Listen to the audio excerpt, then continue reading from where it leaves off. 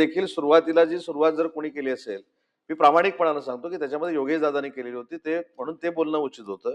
मला फक्त उपसभापती महोदय याच्यातनं एकच महत्वाची गोष्ट सांगायची आहे की मुख्यमंत्री महोदयांनी हे स्मारक जाहीर केलेलं आहे. 200 एकरमध्ये करायचं, 300 एकरमध्ये करायचं हे आपण करू शकतो. आपण जे सांगितलं की वाडाच्या नंतर जमीन मिळणार नाही, तशी परिस्थिती नाहीये. वाडा आणि जमीन ह्याच्यामध्ये एक फार मोठी नदी जाते.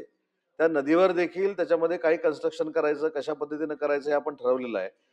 प्रमोद जठार साहेब जे सांगतायत की स्टॅच्यू ऑफ युनिटी सारखा छत्रपती संभाजी महाराजांचा आपल्याला स्टॅच्यू उभा करायचा आहे, ते त्या जागेच्या पलीकडे आहे. मध्ये नदी आहे, त्याच्या बाजूला तो डोंगर आहे. तो डोंगर एक एक मिनिट मी साहेब आता सर्वे नंबर सकट पाठ आहे माझे वडील तिथलं. आणि तुम्ही पालकमंत्र्यांची क्रेडिबिलिटी तर माझी फक्त याच्यामध्ये विनंती अशी आहे की योगेश दादांच्या याला अनुसरून की 350 कोटी रुपयाचा आराखडा छत्रपती संभाजी महाराजांच्या स्मारकाचा तयार झालाय. तो आपण भाग 1 म्हणून करू आणि भाग 2 म्हणून जी डोंगरावरची जागा ॲक्वायर करायची आहे ते करण्याचा प्रस्ताव देखील आपण मुख्यमंत्री मोदयांकडे नेऊ आणि त्याला देखील चालना देऊ. त्याच्यामध्ये बोलता बोलता प्रमोद जठार साहेब असं म्हणाले की मी जर मंत्री असतो तर 500 नाही 1000 एकर जागा घेतली असती, पण आमचा सन्माननीय कोकणातले नितेश राणे यांच्यावर देखील विश्वास आहे. त्याच्यामुळं